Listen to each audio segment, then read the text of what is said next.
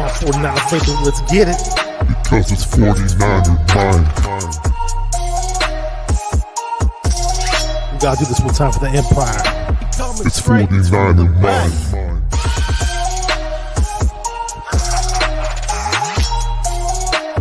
It's 49er mind. We gotta get that brick by brick done quick. 49er mind. Yeah, yo, we can't listen to them haters, man. 49er mind. We from the Bay. 49er mind. We them San Francisco 49ers. 49er mind. We got that red and gold blood inside us. 49er mind. Oh yeah, freak out, yeah, I'm looking right into the video scope, and this is Macho Man, #1 Macho Man impersonator, past, present, future, yeah, and I'm here to tell you, you are watching 49er Minded with Bashar, yeah, the cream of the crop, dig it? What is up, everybody? How's everybody doing? It's been a long time. I know last time I was on my 49er Minded show was when I was lucky to have Larry Kruger on here. It was a great show. He's an amazing guest, and he said that he'd be on here a little bit after the draft is over with. So we're definitely looking forward to bringing him back on. And I see Channel 49er up in the chat. What's up? That's my homie from Instagram. I know a lot of people weren't expecting this to be live today, so that's cool. People will probably trickle in later. And, you know, I have a really cool guest on here today. It's a buddy of mine that I met on Twitter through the Twitter spaces. And I networked with a lot of amazing 49er fans on there. And, you know, so I'm very fortunate to meet those 49er fans. This guy's name is Ronnie Niner. Before I bring him on, I want to see what's up to this guy right here. It is Niner Gang Podcast. His name's Dion. What's up, dude? Another Arizona guy. And let me go ahead and bring on Ron E. Niner. What's up, Ron? How's it going, man? Hey, what's up, man? Thanks for having me. I appreciate the invite. Glad to be here. I really appreciate you coming on here. I know we were talking about trying to set something up last week, and I was stressing out that, all these family things and they were getting in the way, and I didn't think I was going to be able to do a show, and, you know, things weren't as bad as I thought. So, you know, at the back of my head, I was like, oh, wait, I forgot to hit up dude about going on the show. Let me hit him up today, see if he's down to come on today. And boom, you said yes. So I'm like, hey, let's make it happen. Yeah, well, I'm glad you did, brother. I hope everything worked out. I know we've been trying to hook up, so I'm glad we made it happen. Yeah, thank you, man. Let me see what's up to this guy right here. It said Raphael 562 says, what's up, everyone? Yeah, man. So let's get right into it. I know, you know, talking to you on Twitter, I knew that you were an Arizona guy, but I didn't really know much else about you as far as how you became a 49er fan. If you could just share with our audience. What happened, you know, growing up, and how did you become a Niner fan? How did it all happen? So those of you who are from Arizona, or you know, I was born in the early '80s. So back then the Cardinals weren't, you know, they didn't come around till later on. So I was born into a 49er family. We're already fans. So I was born right into the thick of, you know, the glory days. So the Cardinals didn't come around till later. By the time they did, I was already with the 49ers. I know that I was able to catch probably the 89 Super Bowl. I remember that one. So back then it was either you were a Cowboys fan, you were a Raiders fan, a Steelers fan, some Bears fans, or you were a 49er fan. So since I can remember, I chose the red and gold. Those were the glory days. And then after that, that's all she wrote. So you made the right choice, buddy. Yeah, I did, man. I did. Yeah, growing up where I lived, I grew up in the Bay Area, and it was just like you were either a Niners fan or a Raiders fan. And I just remember in junior high, those dudes were wearing the Raiders starter jackets, and I used to just get so annoyed seeing them wearing those Raiders starter jackets all the time. But it pretty much told me that, like, you know, I'm a diehard Niner fan, and my brother, God rest his soul, he was, you know, he led me along the way. Let me say what's up to a couple other people that got in here late. Better late than never. We got Don Suave, my boy Javier from my San Jose days says, yay. I can't even say the yay thing properly like he does, but he says, stay 49er minded. We got Mariah from 49er Faithfully podcast. She says, who's going to the game? Nice. That's a Niner hype song that I made. before during the playoff run. Says who's going to the game, what's good. I'm not sure if you guys heard it, but if you go back on my channel, you can pick it up and find it. We got Corey, long time no see. He's talking about Deebo Samuel. We'll get into the Deebo talk, trust me. He says he's not a diva. I think the Niners are just trying to push his stock up. They will re-sign him. We got Kimberly Onea, if I'm saying that properly. She said, let's go Niner fans. I've seen you on here before. Welcome back. Yeah, so it's always great being a Niner fan. I mean, do you remember what the first Niner game you've ever been to was? Or Yeah, it was. The Candlestick, no, I have not. So I visited Candlestick. I did not get the pleasure of actually attending a game there. I haven't been up to Levi Stadium. So the first 49ers game was back when we were at the old Sun Devil Stadium when we were playing the Cardinals, and that was brutal. So I want to say that was like in 94. That was probably the first game. And then after that, when they got the new stadium, I started going all the time to the Cardinals games. They got really wild, so I took a break from it. But yeah, it was in 94 at the old Sun Devil Stadium in Tempe when I first caught Niners 49ers. Got really wild in terms of fights in the stadium? Or? Yeah. So I had to stay away from a while because I don't know if you know this or not, but Cardinals fans are pretty brutal, especially towards 49er fans. There's a lot of animosity there. So if you're gonna go, you got to go with a crew, or you're gonna get a lot of it. So you got to have thick skin. That's why I was like, nah, I'd rather watch it from home. Yeah, I remember my my first cousin. She went with her husband to a Niner game, a Niner Arizona Cardinal game, and and she brought her two sons. And her two sons, I believe, one of them was in elementary school at the time. The other one may have been in junior high at the time. And she was just saying that, like, right in front of them, it's like fight was about to erupt or something, and she was just saying, tell me how stressful it was, like, because they wanted to enjoy the game and just people were just yapping back and forth at each other. It's like, damn, man, it's pretty crazy out there. Let me say what's up to some other people trickling. I'm really thankful for you guys coming on. I know I announced the show at the last minute, but it's always great to have you guys on. We got Bay Area Baller 18 says I had to go back and listen to the intro.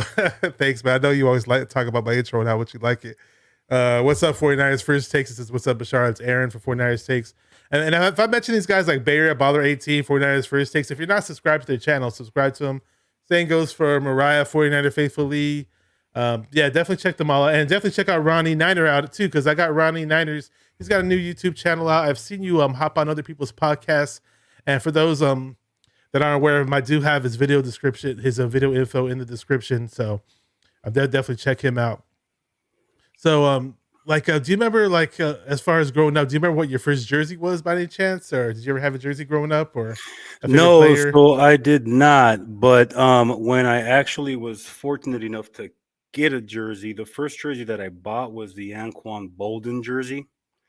That was later on, but that was the first authentic jersey that I bought. Then I got the Randy Moss jersey. So I've been keeping it wide receiver since. But the Bolden jersey was the first authentic jersey that I got. Biggest mistake jersey I bought to add on to that was the Reuben Foster jerscy.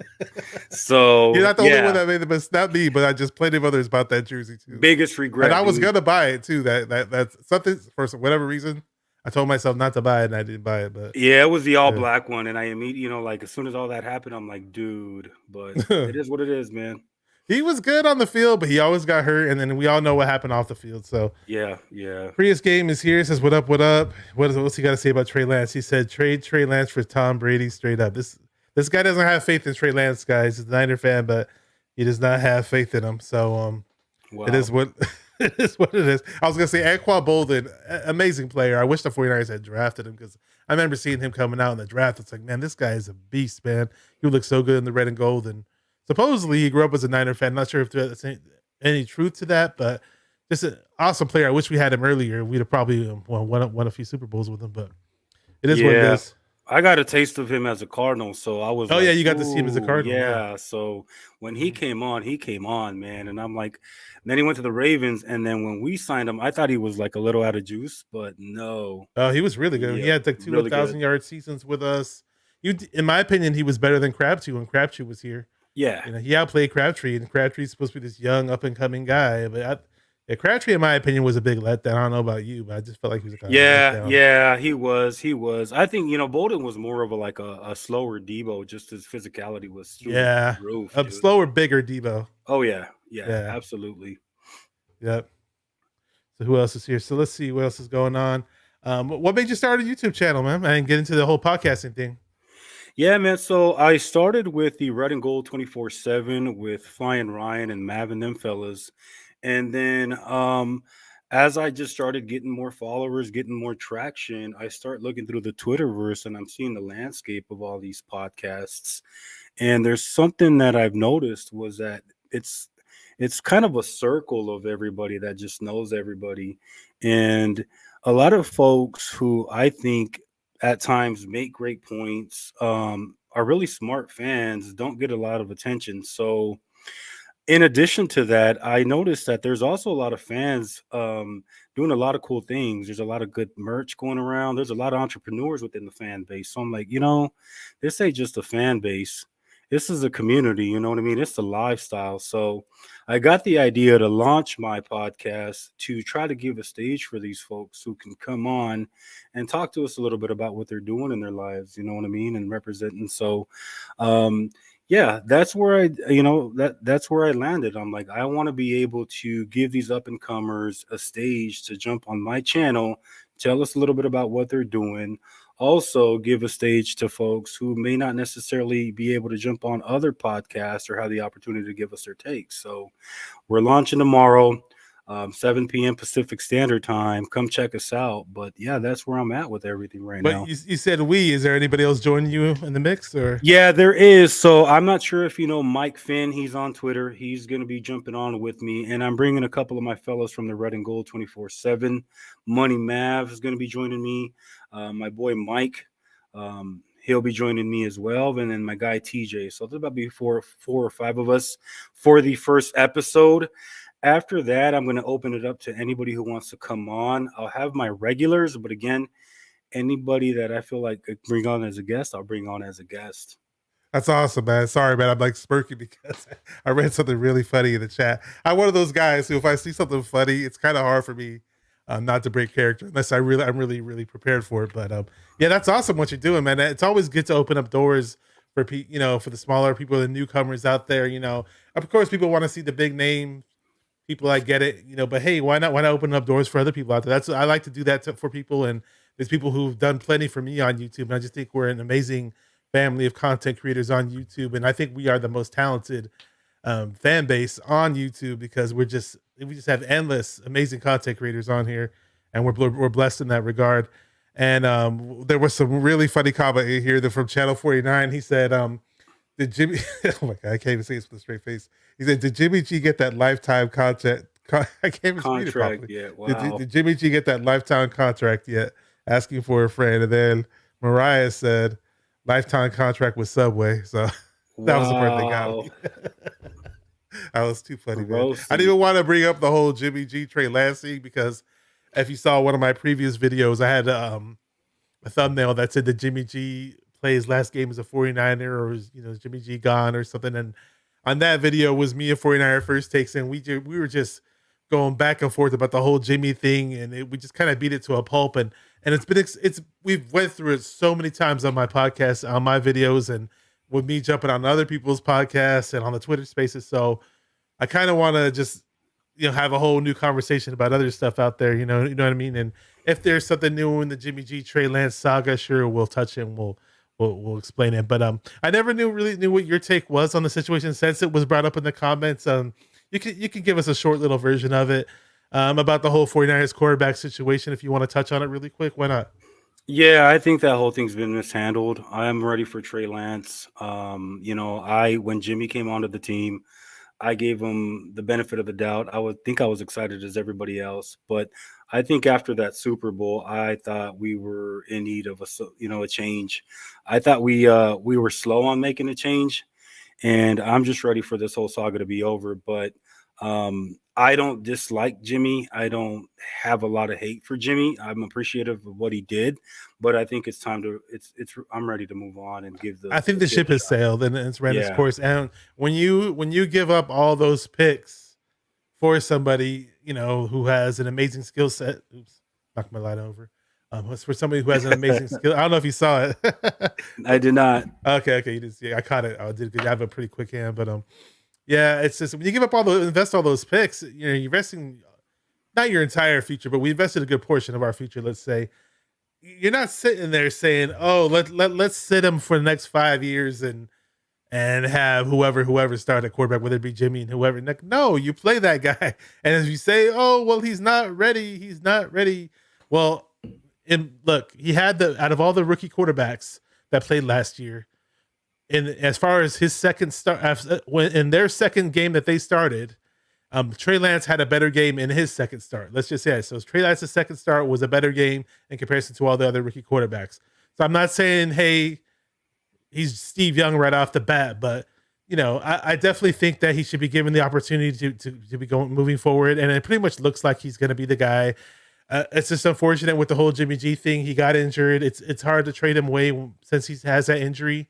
Some people may have speculated that Don Yee and Jimmy G might have, tried to stip the 49ers. I got emotional about that. I thought that might have been the case, but let's play devil's advocate and let's just say it wasn't the case. It was just bad timing and bad luck, and which is understandable. And it's just, if the 49ers have to wait till he gets healthy to move him, that might be the case. It's unfortunate. We might have to wait till draft day maybe or further ahead, but eventually they're going to move on from him.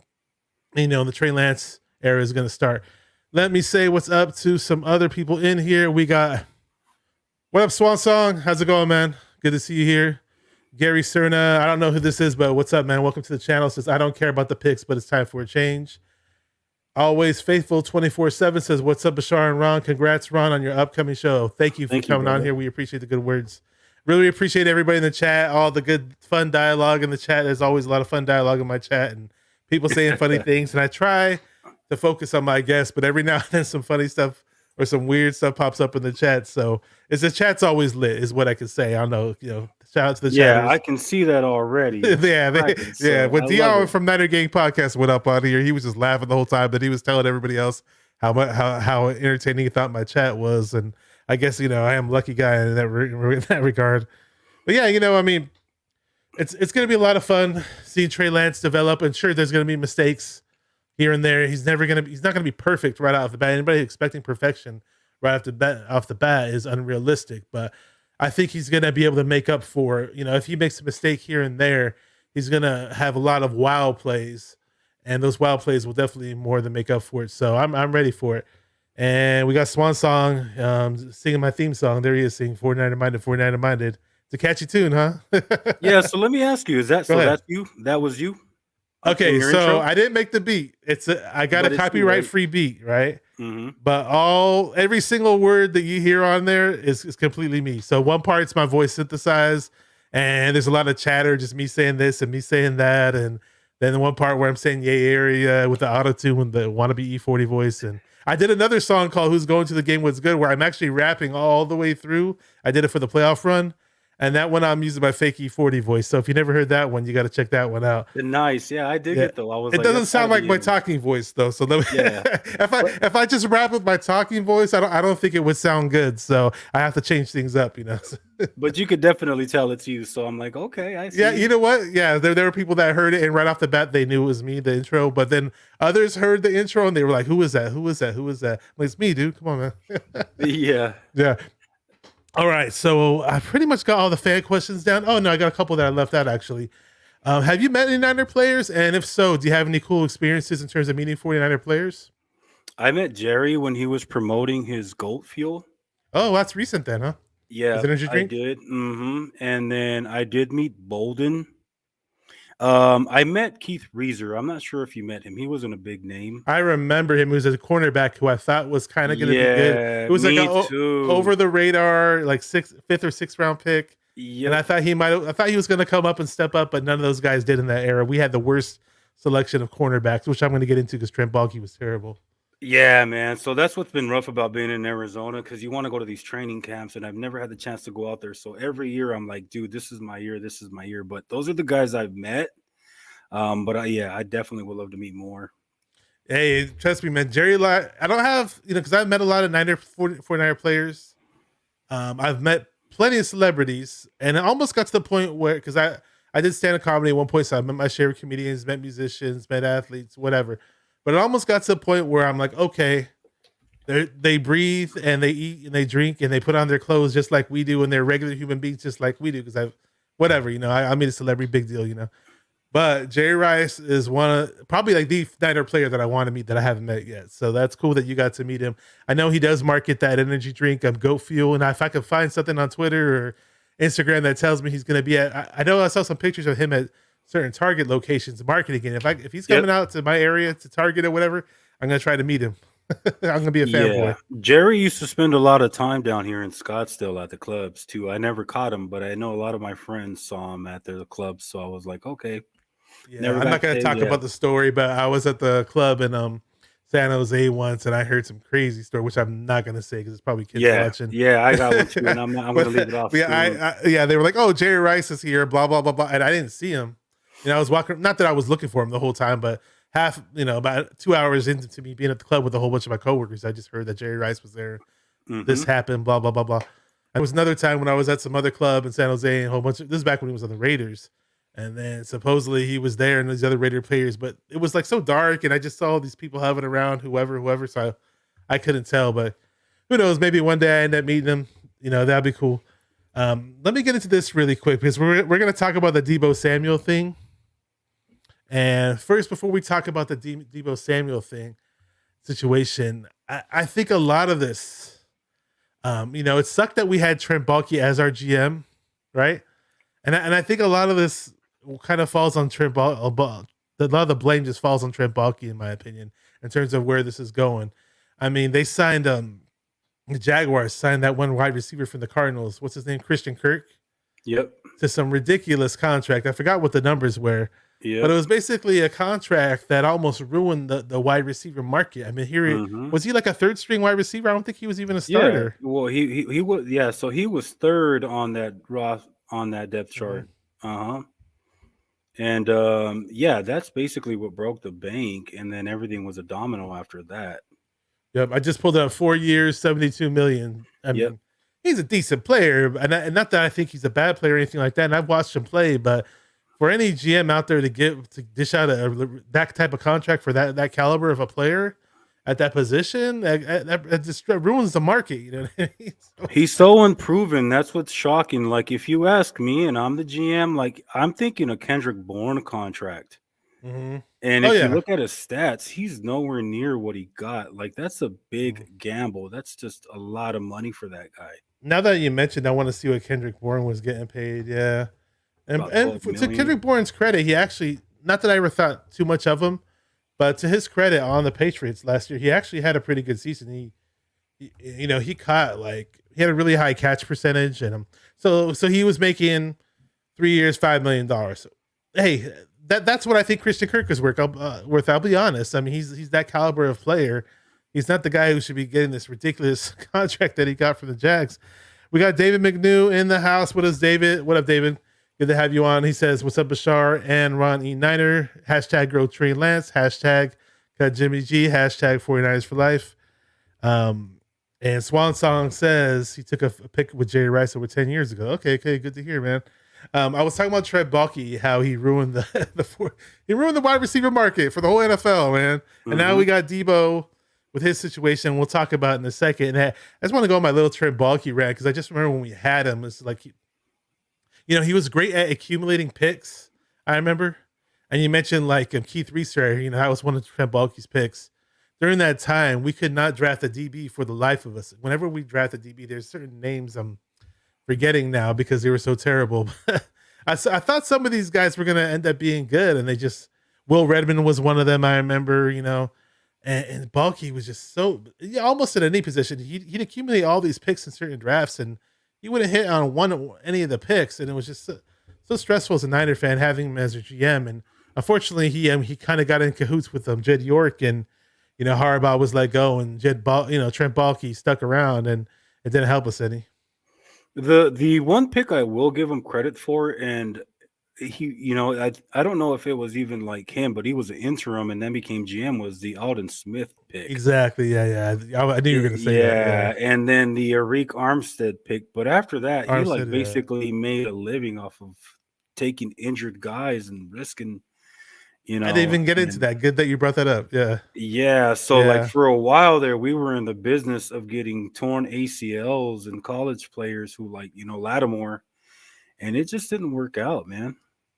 Yeah, that Lattimore thing was crazy because they tried to sell us on this whole dream that well, remember one of our greatest all-time running backs, Frank Gore, who just retired. Shout out to Frank Gore, awesome career, Mm-hmm. amazing career, third all-time rusher in the NFL, and we'll talk about Frank Gore later. Yeah, so we drafted Frank Gore, who tore 2 ACLs in college. If you saw Frank Gore his freshman year before he had that ACL tear, if you pull up a few of his runs from that year, he had an incredible speed. Man, I wish he had that kind of speed when we had him, but he was a great player for us. But with Lattimore, they were saying, oh, he had this crazy injury. Maybe he could be like Frank Gore. We could put him on the shelf for a year and a half or so, and then he'll be ready to go. But he tried to practice a few times, and third week they tried to have him practice. They pretty much just said he needed another surgery, and he just called it quits by them. Yeah, that was unfortunate. Like the one story I remember about Balky is the one Jimmy Ward told when he used to go down to the field and trying to coach the players. And he called Jimmy out. Yeah, he called Jimmy Ward out on hey, Jimmy, do you not know what a cover 3 is? Those are the type of things that I heard about Balky where I was just like, man, it must have been really bad with him as GM. Yeah, I now to Balky's credit, I do know that he had experience with coaching with defensive backs. I believe on the college level. I don't think it was on the pro level, but I mean, like The Rock says, know your role. You know what I mean? It's like, let the DB coaches be DB coaches. That's why I look at it. So we got a new person in the chat. I don't know who this is, but I want to say what's up to him. I might actually know him. Oh, I know who this is. What's up, man? I know exactly who this is. He says, what's up, Bash? That's Zoe J3. What's up, man? Good to have you on here, man. Nice to see you. He said, you need to have me on the show to talk with Rams versus 49ers. Say, I know he's a big Rams fan. Great guy. Yeah, why not? One day we could do it. Hey, I know your team's just coming off a Super Bowl win. I know you're riding high at our expense, but, it's all good. And one of the reasons why I bought up Balky, obviously the whole thing where I think he messed up the wide receiver market, but I have a special treat for you guys. So a few years ago, I was being naughty, and a friend of mine found Trent Balky's phone number. And I had this app on my phone to prank call people, and I just said, hey, let me just plug this number in. Let's see what happens. So hey, something happened, and I'm gonna play it on here, and we're just gonna have a laugh or two. Why not? Let's do it. So just give me a minute. I'm gonna share my screen, and we're gonna get going with this. Okay, here we go, guys. This is an exclusive. Do you guys see my screen? Okay, here we go. This is an exclusive live reaction of the Trent Balky prank call, guys. Here we go. Hello? Who's this? Yeah, hey, is this Trenton? Yeah, who's this? So you the one who hit my car? What? Well, you left your phone number on my windshield. I don't know who you're talking. Yeah, let me guess. You drive a black car? No, I live in Wisconsin. Listen, B, you scratched the side of my car. There's black paint all over it. I don't have a fucking black car. Yo, don't lie to me. Honest to God, Stop I'm in yapping Wisconsin. and listen. You got AAA, right? Got enough. Hey, guys. No way, dude. That's it. That's his voice. That's his voice, man. That's Tell me that wasn't his him. voice. That's totally him, dude. That's him, bro. Raspy, That's it. deep voice. That's Balky all the way. All the way. Dude, nobody has heard that on YouTube ever. That was an exclusive release right there. I'm glad you got to hear it. That's awesome, dude. I've heard it so many times, but it's like I hadn't heard it in so long because I had it tucked away somewhere in my web browser, and I almost forgot about it. And I was telling myself, like, I'm gonna play it on my YouTube channel one day. I was like, when is this how come I keep forgetting to play it? And about 4 shows ago, I was telling myself to play it, and I never did. And then I said, you know what? Let me play it right now, man. Let me cue this shit up and play it. So, hey, for all those who are in the chat, I'm glad you guys got to witness it. I'm glad you guys found it entertaining.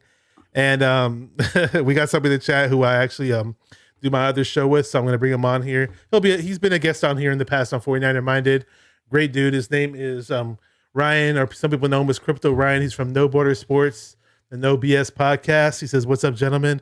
Really good dude. Then he also said, "You can't listen to them haters, man." So really funny guy. Actually, I co-host a hip hop show with him, which is called Chilling at the Spot. I have one episode on here we did a couple of other episodes on his channel. We kind of go back and forth with the show, and the last show we did on his channel got taken down by YouTube because we had so many for copyright issues. We just had so many songs playing, and they didn't like what we were doing on YouTube, and so playing other people's music. So Shut it is it what it is. But we down. had fun. Yeah. But we had fun though. So who else am I missing? Yeah, man. So yeah, I'm glad you guys got a kick out of that. But as far as Deebo, man, what's your whole take on the situation? You know, I mean, do you think you know, I put on the video thumbnail, is Deebo a diva? Kind of like a clickbait type of thumbnail. I love Deebo Samuel. Look, I'm a huge fan of Deebo Samuel. I'm happy. I'm fortunate that we drafted him. Sure, some people were saying we should have got DK Metcalf in that draft or whatever. But Deebo Samuel, the way he plays, his style of play fits the 49ers Shanahan scheme perfect. All that run after the catch stuff. You know, he runs that outside zone really, really well in the run game. Now, he's not exactly Mostert when it comes to doing it, but he's got a really nice burst, and he had, I believe, was it 8 touchdowns or something on the ground? So Yeah, Deebo's a great asset to the team. What do you think? Yeah, I agree. So I think 49er fans are starting to talk themselves into trading Deebo Samuel. And I don't know why. I mean, I get it, but I think, you know, like you said, I think you hit on it. So there's a couple of things about this whole situation that I kind of I'm taken back by. Is the comparisons to all these other guys, and the body of work is where they're getting him. But my thing about Deebo Samuel is exactly what you just said. His impact to the 49ers offense, I mean, it's undeniable. So is Deebo Samuel a route surgeon? No. But does he execute, you know, what Shanahan is asking him to do? Absolutely. And I think that's where we're at right now, which is unfortunate. I think a lot of 49er faithful are talking themselves into letting Deebo go. And I don't think we should. I think that sets a precedent that anytime that we get someone, I mean, what else do you want, right? We drafted him, we developed him, we turned him in, he turned into an all-pro, and then we're just going to go ahead and let him walk. I mean, he's still under contract. So one, there's been a lot of talk on Twitter that he's not an elite receiver, but you got to keep in mind that he hasn't had an elite quarterback. So those are the, you know, like Deebo's situation to me is unique. Because if you look at Hill and you look at Adams, I agree. They got the body of work that shows that they deserve that contract. You look at Diggs, he's been in the league for a while and he's been doing it consistently. But Deebo Samuel, I mean, when you look at Deebo, you got to pay him for what he's projected to do, just like they did Jimmy. He hadn't done anything yet, but you paid him. So his comparison to these other guys, I think it's unfair. And then we forget about the fact that you're right. It's not Deebo's fault that Balky decided to break the market and pay Cousins all this money. If you're Deebo Samuel, you're looking at this contract and you're like, if he's getting paid that amount of money, what should I be getting paid? So I think the question about Deebo at this point is how much are we going to pay him this season? Because I can see a long-term contract, but I think where the hangup is the 2022 this season coming up. I think that's where the hangup is. How much do you pay him? I'm absolutely okay with not the 25 this year and throwing some incentives in there because I personally would like to see a little bit more of it again. Some more consistency. I wouldn't say prove it deal, but I would say I want to see another year of that before we can, you know, absolutely guarantee that type of money. Yeah, I'm definitely not on the trade Deebo bandwagon without a doubt because I'm a huge Deebo fan. But as a fan, I have been annoyed and I have been irritated by his actions.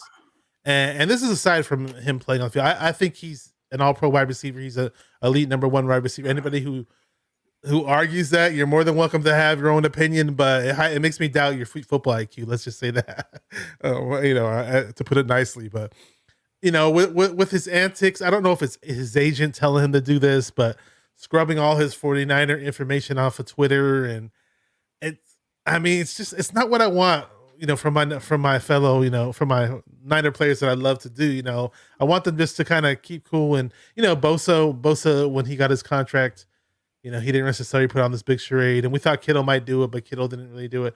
And I don't know if Mariah from 49er Faithfully's in the chat, but when she had Grant Cohn on her show with her and TL, and if she is in the chat, just say what's up, say hi. She made an amazing point, like spot on. Shout out to Mariah for this. She said that like when Kittle was trying to get his contract, she saw a lot of parallels with what we see in Deebo. Wasn't sure what else she said, but I know she said one thing that really, really stood out. And it was like, oh, are you going to pay Kittle as a tight end? Or are you going to pay him as a wide receiver? You know, and then like, it's the same thing with Deebo, like, right? Because, you know, the whole, oh, well, he's a wide receiver, but he's also a running back, so he deserves more money. You know what I mean? So it's, you know, and the whole thing, you said Cousins earlier, but I knew what you meant. You meant Christian Kirk. And it's funny because the other day I was talking about Kirk. No, the other day I was talking to my friend about Christian Kirk, and I accidentally said Kirk Cousins. So we made the same mistake. Yeah, it's all good, man. That's all good, man. I did the same thing. Hey, shout out No BS Sports. Ryan says that was a great show. Oh, I think he was talking about our hip hop show that we did. Oh no, he was talking about the Grant Cohn show with the Mariah. Yeah, that was an excellent show. Check her out, her channel. She had a great interview with Grant Cohn. Yeah, but great point by her. Yeah, you know, they're making all this. You know, oh, well, how much they get paid Kittle? Is he going to get paid like an elite number one wide receiver? I love Deebo. I hope they find a way to make it happen. Make it happen. You know, some people bitch and moan and complain, and they say, oh, well, why would you pay Deebo $22 million or $25 million? You know, and then some people say, well, hey, the salary cap's going to go up anyways. Just pay these guys and these players. You know, in regards to how much the owners make, are underpaid anyways. These players make. The owners make billions of dollars, and they should pay these players this much. So, you know, there's a little vice versa in terms of opinions on that. I say pay Deebo. They're going to raise the salary cap anyways. So who knows what happens? You know, some people from the fantasy football show and from the quad box, there's a guy named Smitty. If you guys know who he is, he does a lot of stuff with Raj from Our Stuff 49ers. You guys probably might know who he is from Instagram. He does a live stuff with him. Smitty's a great dude. He's a pretty big fantasy football expert as well. And he was basically saying that maybe he sees the 49ers, you know, out of necessity having to cut, you know, Jimmy G, you know, just saying, hey, and then paying 20, then from there you pay him, you know, Deebo $22 million, you know, and just, you know, not waiting with the whole Jimmy thing and just in order to resolve the Deebo issue. So who knows how it plays out, but it seems like it's a little early for Deebo to be so anxious. That's my complaint about the whole Deebo thing. That's why I raised the DIVA question, you know, on the thumbnail for this video. Is Deebo a diva? Because you see these diva antics, and I don't trust me, man. I love Deebo Samuel. The way his swag on the field, what he's done for this past season was amazing. Did he just catch a little short pass and just turn up the field for all kinds of crazy yards? And you know, I want to see more of that. I want to see him play with Trey Lance. I'm thirsty for this, you know. Let me say what's up to Charlie Tuna. Good to have you on. He says, that's the nature of the beast. The Deebo thing's going to be all right. He ain't going nowhere. Source, trust me. All right. Good buddy of mine, by the way. I know exactly who that is. Good to have you on. Been a while since I've seen you on here. Yeah, but do you have any more that you want to touch on that whole topic? Well, Ron? no. I was on a space with Schmitty the other day, and I think that's what we came down to. Okay, you know Smitty. He's from Arizona too, by the way. Schmitty, yeah, he is. Yeah, so we were on a space the other day. I believe it was. I don't know if it was yesterday, but I can't even remember anymore. And that's really what the hangup was: is what do you pay Deebo? I don't know if it's a matter of if you pay Deebo or don't. It's what do you pay Deebo, and you know what I mean. So I think the hang up is this year. I don't agree with the way Deebo's handling things. Absolutely not. Is he probably being advised? Yeah. But I mean, think about it. I mean, we're all human beings here. The guy wants his money. He's just going about it wrong. I just don't get, I'm not with the concept of turning on him already. Because when he was playing this, you know, when we were in the thick of the season, everybody was calling him an MVP. And now that he's asking for his chips, people are starting to turn on him. So I'm just like, wait a minute, hold off here. Let's just slow it down a little bit. Hold up. Wait. Yeah, exactly. My question is always about why does it take us so long to sign these guys? Like, I mean, when did Deebo? Hey, Jimmy's contract, right? That's a good reason, right? It's the contract extension and all the negotiations and stuff like that. And I think Lynch came out and said though they've already budgeted for all these scenarios. So I'm not really faulting Deebo. You know what I mean? Like I'm going to stick with Deebo on this one. Yeah, is he acting a little bit childish? Sure, he is. But I think everybody needs to just chill out a little bit. It's going to get done. Yeah, I really, really hope it gets done. And trust me, I do not want to trade him. If we're gonna, I was just about to drop an F bomb. Trying to be a good guy today. Um, dude, if we're gonna go out and trade Deebo, I was telling one of the guys who was on here saw me say it on Twitter. Like, I want a freaking blockbuster trade. I want some compensation. I want some real compensation, not this crap that we got from the freaking Buckner trade. Where we draft Buckner 7th overall and we get 13. The 13th pick overall in return. Like, that was such a weak, stupid trade. Give us some real compensation for once. But it seems like we don't know how to trade properly. So forget it. Don't trade Deebo. Don't do it. Don't even think about it. Just sign him. Just do it. Get it done. I mean, if you trade Deebo Samuel, does that set the precedent that you're going to just do it with Ayuk and everybody else you get? When it's time to pay him, you just trade him off. Is that what we want?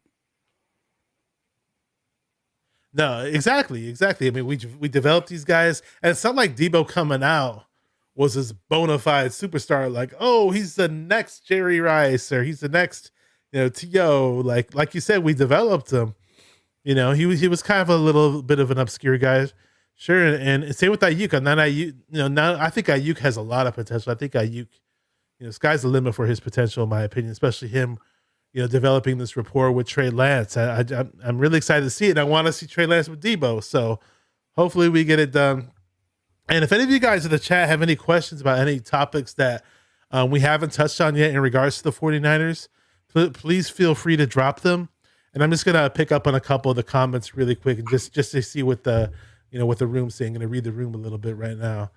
So we got Zoe says, Zoe J3 says, he knows he's a crucial part of the 49ers offense and he's injury prone. Pay him or lose him. Rams fans don't want to see Deebo. That's coming from a Rams fan right there. My argument with the whole Deebo thing and getting his money, the one thing the 49ers might have their leverage on in terms of negotiation is we haven't seen a full 16 game season from Deebo, right? It's fair to say that, right? Yeah. Well, now it's a 17 because they changed it, but I don't want it to be like Kittle where we pay Kittle all that crazy money and then, he doesn't play all the games. Like, hopefully if we do get Deebo done, honestly, this is my take on it. I don't want Shanahan running him up the teeth of the defense like he's freaking Jerome Bettis. Sorry, try that. I'm not gonna try not to drop the F-bomb. I came really, really close a few times, by the way. I kicked myself. But yeah, like I know Deebo can do certain things that other wide receivers can't, and I know he's an asset to the team in certain regards, but I do see us drafting another running back, maybe another speed back. Who knows? There's a guy I like. We can talk about the draft if you want, coming up in a few minutes, and if other people have questions. There's actually a great point made by Swan go ahead. Song Who said about Swan Song. We set the precedent with DeForest Buckner, absolutely, and you saw how fans reacted when that happened. We're back in that same situation. And that's why I keep, they set the precedent with Deebo. Exactly. Mm-hmm. And now we're talking ourselves into trading Deebo. And it just doesn't make any sense because then we complain when, we get rid of them. Yeah. That we don't keep all the players that we're drafting and developing. So which one is it at this point? There's just way too many emotions. It's April. I think everybody needs to relax. Right now, it's just a matter of negotiating. That's just how it works. Yeah, without a doubt. If you guys have any questions about anything else 49er related, feel free to drop some questions for Ron or for myself, whoever. And if Ron, do you have anything else you want to talk about in terms of the 49ers, in terms of what's going on? Otherwise, I'll ask you some stuff about the draft. Yeah, actually, I do. So Prius game, I see you got Jimmy fans in your chat, which I absolutely love. We have a Jimmy fan. Oh, a Jimmy fan. Prius game, what's up, man? Shout out to you. He says, question for Ron. Why do you hate Jimmy so much? So, yeah, absolutely. Let me answer that. I do not hate Jimmy. Okay, I don't. I think Jimmy's a great dude. I think I'm sure he's a great person. I don't know him personally, but I think Jimmy's limited, like 90% of the fan base does. I don't think Jimmy's going to get us that ring. That's really what it comes down to. And it's nothing personal. It's just, I feel like it's time to move on. The 49ers obviously feel the same way. They drafted Trey Lance. They mortgaged the farm. I don't know why you get upset at fans who are agreeing with the organization. My bad, I was on mute. But I was gonna say, well, this is the same guy who says trade Trey Lance. So I mean, he wants to sacrifice picks to get a guy, and then he wants to just trade him off. So I mean, it's just kind of a weird philosophy. But hey, we welcome all kinds of opinions here. We Yeah, welcome all kinds of fans here. It's a different perspective. I get it. David McNew says, I don't hate Jimmy G. I want more than he has to offer. I thank him for what he did in 2 seasons. He was able to play $108 million paid. Sure, Jimmy G did do some good things for us. Obviously, we were coming off of bozo quarterbacks like Tim Rattay and guys who shouldn't even be in the league. Like we should have even drafted Beathard. I don't know why we did. I know he had a strong arm, but nothing else. Nick Mullins was an undrafted player. He had one great game against the Raiders. Thankful. Hey, I hate the Raiders. Awesome game, but you're not really a true NFL quarterback. Backup at best. And yeah, he dropped the name JTO Sullivan. That's going way back. Yeah, let's go back to the Mike Nolan era. Definitely remember him. I seen him live actually. He had a terrible game when I saw him. He has a really good YouTube channel, by the way. If you're watching JTO Sullivan, love your YouTube channel. I think it's called Quarterback School or Quarterback University. Not sure if you checked it out, Ron, but he's got excellent film breakdowns. And JTO Sullivan, hey, shout out to the guy. He's a really, really smart guy off the field, and he's really successful off the field, and he's totally reinvented himself, and his YouTube channel is highly successful. So, he wasn't the best 49er quarterback, but he found his niche. Let's just say that. And one more thing before we get into some other stuff. My buddy Channel 49 from Instagram says, let's get rid of the narrative that Shanny can't win without Jimmy. Those quarterbacks were CJ Beathard, Nick Mullins, and Brian Hoyer. Yeah, exactly. All right. So we're talking. Okay, so free agency hasn't really been what we wanted it to be, at least in my eyes. Not that I was expecting the 49ers to sit there and sign these huge big name players and wow, we're going to be stacked for the Super Bowl, for the next Super Bowl run, like a la the LA Rams or anything like that. Wasn't really expecting that, but I was expecting the Jimmy G money to not be on our shoulders anymore. So I was expecting to fill some holes. Like John Chapman says, great podcast, by the way, for the 49er Rush podcast, John Chapman. Yep. He always says that make Trey Lance comfortable. Make Trey Lance comfortable. So how do we make Trey Lance comfortable? We don't really know where the offensive line is going to be this coming season. Trey Williams is a freaking rock. We got the old fogey coming back at center. So it's gonna be interesting to see what we do with the offensive line. But I wanted to sign some pieces for the old line. In this offseason, and we didn't get to do it. I like Charvarius Ward as far as a cornerback position goes. It helps the DBs a whole lot. Love that pickup. But right now we got the draft coming up, and what's your take on the whole draft, and what do you think we're going to do? And anybody that you would like us to pick, or at certain players or certain type of positions, do you have any thoughts about the upcoming draft? I do. So I want a safety. I know they just signed Odom, and they said he was going to compete for a starting job, but I don't think we're set there yet. So I like Brisker from Penn State, or I think we should go nickel and get Marcus Jones, I believe. So Marcus I think Jones. I think we should go defense, because those are two of the positions that I think we need first. But on the offensive side of the ball, I do think we have obviously a big gap at right tackle and at center. We're like hair thin. So the one question I do have is the wide receiver position, because I see a lot of mock drafts showing wide receivers or us moving up. But we're signing a lot of veterans. And right now, I think we have 7 or 8 guys already on the roster. So I have questions about what moves we're going to make at that position, because we actually have some solid veterans there. And I'm kind of wondering if we're going to probably pack up a couple picks, you know what I mean, and try to move up, or that's where I'm at, because we just signed 2 guys, Malik Turner, and I believe it's Marcus Robinson from the Titans, right? So I look at the roster, and we're already 7 to 8 deep at that position. So Okay, I'll be honest. I'm unfamiliar with those 2 guys that we signed, and when I saw the names, I was like, why are we throwing money at these guys? And why don't we just draft one of these nice up and coming wide receivers that's a bit more explosive? Like, do you have faith in those guys that we signed? Because I just see them as like camp bodies where 1 or 2 of them might not even make the team. I mean, I don't know. Well, Malik Turner was good in Seattle. I don't know if you remember him, Seattle. He was okay in Dallas. He's probably 5th or 6th, maybe. So they're all the way back there.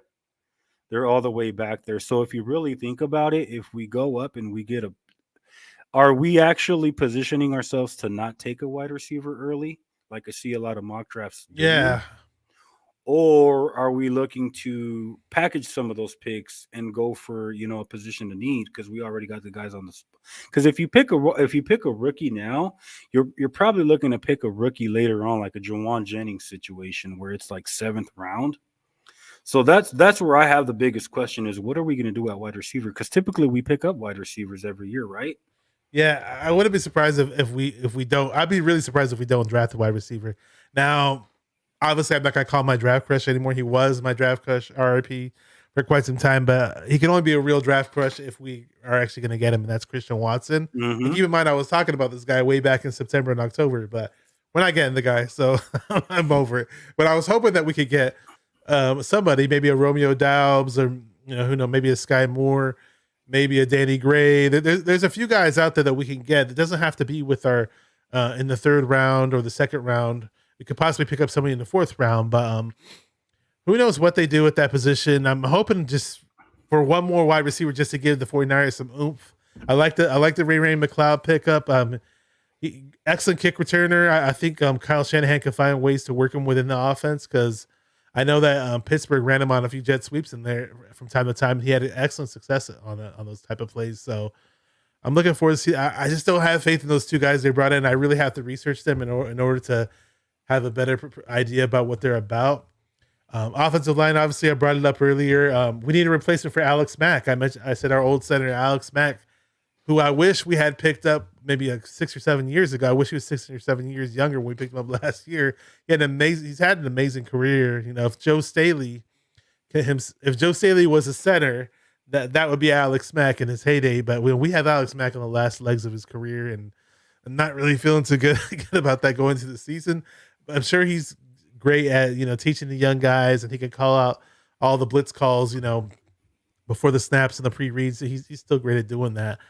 I'd love to see a replacement for Alex Mack. There are some good centers coming out, and who knows, possibly a right tackle that we could pick up, or we do need interior help. Just need help on the O-line in general. Sure, DBs, we still need help there, and DBs, O-line, and edge. A lot of people speculate that our first pick is going to be an edge. So, so we'll see, man. There's a lot of questions at edge though because we already have Hyder there. We have Ebicom we did pick there. up Hyder, yeah. You know what I mean? So I'm like, if we pick up an edge, because I know there's a lot of talk about Malone. We met up with him recently too. Yeah, so he's visiting as well, and I'm like, so he technically would have to come over and beat these guys out because obviously he's not beating Bosa out. So no. There's a lot of questions. You know what I mean? Have you checked out Donovan West from ASU at all? He's a center. I have not. No, I heard his name. I saw his name in the chat. Somebody brought it. My friend Crypto Ryan brought him up. Yeah. So I haven't watched him though. No bias here because I'm a Sun Devil fan, but I think he's a guy to look out for in the 3rd or the 4th round. I'll definitely check him out. Yeah. Yeah. I noticed I read a lot of PFF mock drafts. I'm actually going to do some. I might, if I'm lucky, I might be able to do one tomorrow. Otherwise, I'm going to put it on hold and do it next week. Got family stuff. Unless I could throw one in on Saturday. But what I want to do is some GM mock draft shows and have guys on and make them the GM and. Go do have fun with the mock drafts and make some picks, Armchair GM. Yeah. I was actually on the 49ers cutback show yesterday. Me and Aaron Force at 49er First Takes were guests on there, and we did a draft war room show on there. And I picked up Marcus Jones on there with Alex kind of swayed me into getting him as a nickel back on one of the rounds. For the most part, I made my own picks, but every now and then Alex and Ant, the host of that channel, kind of, swayed me into certain picks. But it was fun. It was a great show. Awesome show. And yeah, they were just telling me like, oh, wow. I forgot what round we picked up Marcus Jones in, but he was basically saying like, wow, this is a steal if you get him in at this round. I know somebody had a pretty big shout out in the chat, and I want to say what's up to him. If I can say this name, I think it's Jay Aguayo. I think Jay Aguayo 56. Yeah. They go says Bashar and Ron. If God forbid Trey gets hurt and Sedfield has to play an extended amount of games, are you confident he can? No, absolutely not. If you see my response, what does that tell you? I want to draft. Then actually, I don't necessarily want to draft a quarterback, but let's sign a nice undrafted QB. Why not? With the undrafted free agents, UDFAs, find a nice little sleeper quarterback. All he has to be is a backup. He doesn't have to be, a big time stud or anything, but somebody with a a bit more promise than Sudfeld. Sudfeld does nothing to me. I actually went back and I watched Sudfeld's college clips. I'm not sure if you ever took the time to do that. Well, who would do that? But me, being the dork I am, So I did that once. I just wanted to see who was he in college? Why is he in the NFL? And he didn't look bad, but he doesn't have that skill set that I'm looking for, especially if somebody's gonna back up Trey Lance. But That's still a head scratcher to me because they committed to him right out of the gates after the season exactly. was over, and Exactly. boom, And what does that tell you about here go. Jimmy, though, right? If they committed to him and gave him guaranteed money, some people still think Jimmy G is gonna be the starting quarterback next year. Nah, I mean, again, it's not personal, guys. Chat, it's not personal, but he sat down, had his farewell press conference. It doesn't look like he's coming back. And Okay, let me address this really quick because I'm going to go where I'm going to go with this. So Prius Game says, okay, now Bash wants to acknowledge the O-line problems, but when Jimmy was pressured, we had the best O-line. I never said we had the best O-line. I said we had a top 10 O-line. Some people ranked us. I didn't think we were top 3 O-line. I saw us ranked. I saw different rankings on different websites. I saw 7. I saw 3 within the top 10 ranking. But to play it safe, I'll just say top 10. We had a top 10 O-line. I'm, not the greatest pass blocking line, but overall, in general, it was a top 10 O-line. Laken Tomlinson left, guys. All right. If Laken Tomlinson leaves, yeah, it's a hole. We got to fill it. That's why I brought up, the whole free agency thing. So we still have Daniel Brunskill, who plays great against Aaron Donald. If we played Aaron Donald every single week, sure, Brunskill would be the man, but he's not. McGlinchey, is he coming back? Probably not. People question his pass blocking, and he's iffy on his pass blocking skills. He's got an injury. We don't know if he's coming back. That's a question mark. Who else? Alex Mack, like I said, about his age. So we got Jalen Moore that we drafted last year, who I liked. So Jalen Moore, his pass blocking is ahead of his run blocking. And if we get, if we throw him in the mix and he improves his run blocking, maybe he'd be a good guy to fill in at right tackle. I wouldn't mind seeing that. Aaron Banks, we drafted last year. I don't know what we have in the guy. I really don't. Does he fill in where Laken Tomlinson left off? Plays next to Trent Williams. I don't know. I mean, they seem pretty confident about him, because he completely looked different from when we drafted him to where I saw him later in their year. He had shed a lot of weight. But what I would ask Prius Game is for him to go check out where Jimmy ranks in sacks in the league. And come back and ask and tell me, because the O-line did her job. Jimmy was way at the bottom in sacks. You know what I mean? So I'm surprised Jimmy was at the bottom, because there were so many times where I would count 2 or 3 seconds. I'm like, dude, throw the ball. No, Jimmy G sidesteps with his 2 left feet. Boom. You want a sack? Here you go. Boom. It's like I would see that week after week. Like, come on, Jimmy. If you don't see nothing, you don't see who's open. I'm sure there was probably somebody wide open down the field, but if you don't see them, just throw the damn ball away. We'll call it, we'll go to the next down. But again, I'm not here to bash Jimmy G or rant on him, because I've done it so many damn times. He's not even our quarterback anymore, but yeah, we have to get a line's obviously a need. I'm not saying it was perfect, but we lost Laken Tomlinson, and we had and we have to build for the future with that whole Alex Mack thing. So go right ahead with that. So if we have any other questions, there's so much going on in the chat. I kind of lost what was going on, but if there's any other questions or anything you see in there, what else, man? So yeah, I hope we knock it out of the park in the draft, because we need to, because the free agency wasn't what I wanted it to be. Again, I wanted to fill those O-line holes, and we didn't. We lost Laken Tomlinson, and I knew he was going to leave. I knew he was probably going to take the bag, take the money. We got Ward, but Trevorius Ward. We got the kick returner. We got some good special teams fill-ins, new special teams coach. So that phase of the game, despite the fact that we went far last year, despite the fact that we almost went to the Super Bowl, that phase of the game was pretty irrelevant, pretty non-existent last year. Who knows if, I see some good punters. I did my mock drafts, saw a whole lot of punters available in round 6 and round 7. And I don't know if we go that route to get rid of Wisnowski, and Wisnowski was nice in the first few games of the season, and I don't know what we do with that. But if you have any other thoughts before we close out the show, man, let me know. Yeah, so I mean, the only thing about the draft is, how many starting spots do you think are still available right now on this current roster? How many opening? How many starting spots do you think are open for a rookie to come in and take?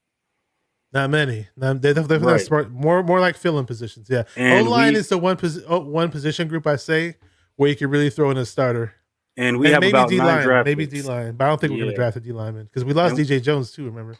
and we have about 9 draft picks with like maybe 3 or 4 starting spots that you can go out and take. So look for some moves to be made. You know what I mean? You That's think what we're going to move up a bit?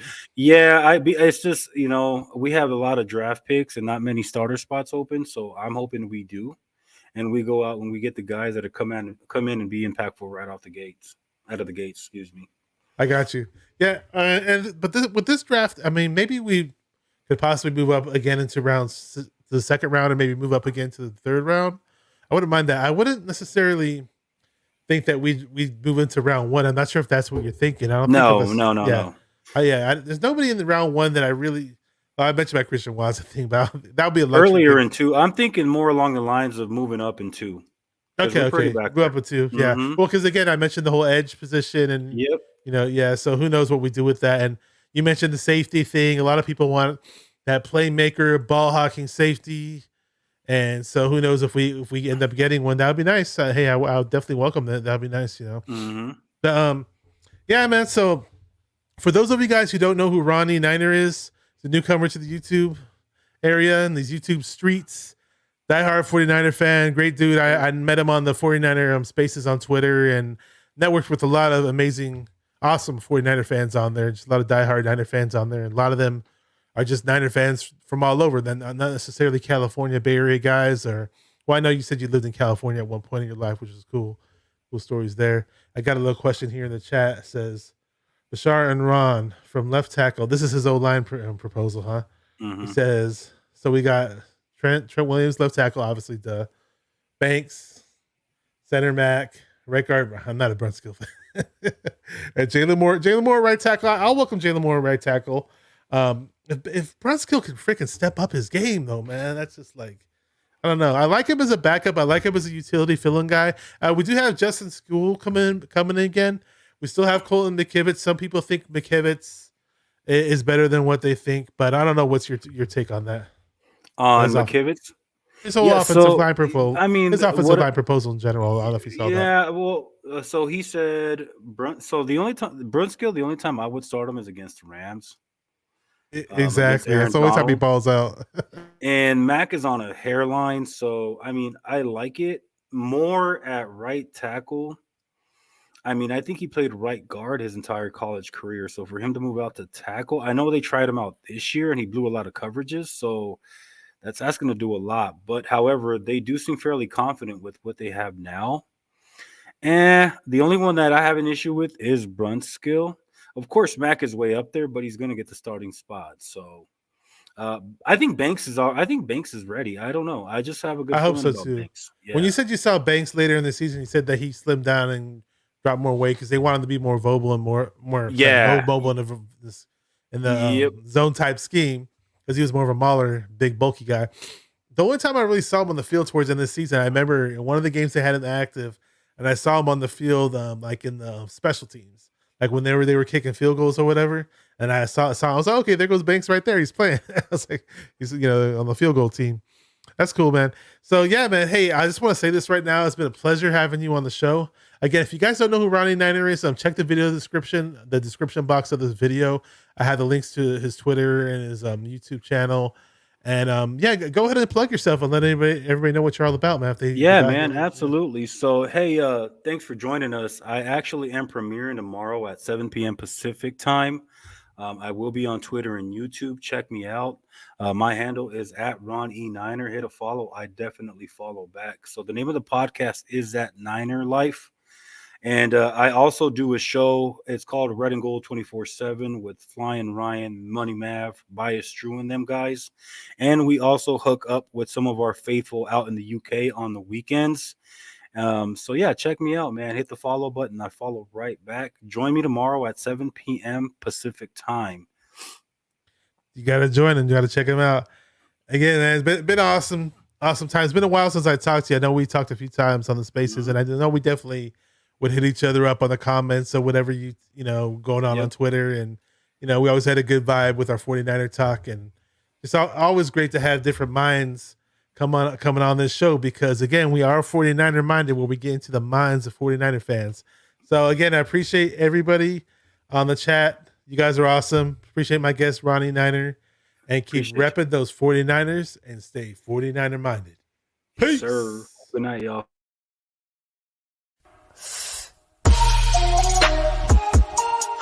Come on, 49 faithful, let's get it. Because it's 49er mind. We gotta do this one time for the Empire. It's 49er mind.